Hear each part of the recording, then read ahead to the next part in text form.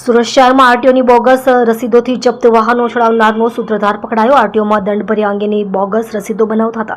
રસીદો બનાવી ટ્રાફિક પોલીસે જપ્ત લીધેલા વાહનો બારોબાર છોડાવી દીધા। કૌભાંડમાં 6 મહિનાથી વોન્ટેડ સુનિલ શર્માને સઠાણા પોલીસે પકડી પાડ્યો।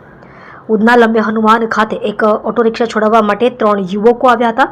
પોતાના નામ વિશાલ, કૃષ્ણા અને સુનિલ જણાવ્યા હતા। આરોપી વિશાલે આરટીઓ ભર્યાની સ્લીપ રજૂ કરી હતી। તપાસ કરતા સ્લીપ ખોટી હોવાનું જણાયું હતું તેમજ અન્ય વાહન માલિક દ્વારા ભરાયેલા દંડની વિગતો મળી હતી। આરોપીઓએ કુલ 29 જેટલા વાહનો ખોટી રસીદ રજૂ કરીને છોડાવવાનું બહાર આવ્યું હતું।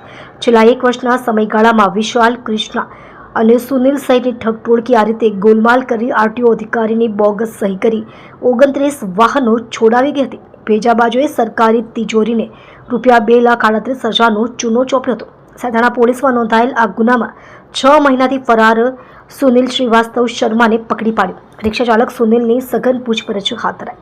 આપ જોઈ રહ્યા છો ગુજરાતની સૌથી પહેલા ખબર આપતી Surat express news channel.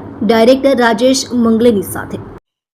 Sarthana police station के विस्तार में एक नाश्ता फरता आरोपी जिसका नाम सुनील श्रीनिवास शर्मा है और जो रिक्शा ड्राइवर है और जो अमरोली विस्तार का रहने वाला है उसको पकड़ा है।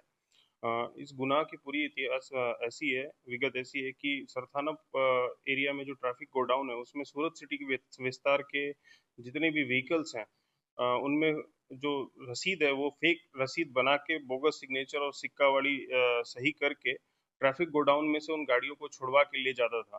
इसमें टोटल 3 आरोपी थे जिसमें 2 पहले पकड़े गए थे और ये 6 महीने से नाश्ता फरता था, इसको अभी पकड़ा गया है। इन लोगों ने मिलकर टोटल 2,38,000 रुपये जो सरकारी पैसा है उसको चूना लगाया है। तो इसके बिहाफ पे हमने सरथाना पुलिस स्टेशन ने बहुत दिन से हम वॉच पे थे इसके और इस तीसरे आरोपी को भी हमने पकड़ लिया है।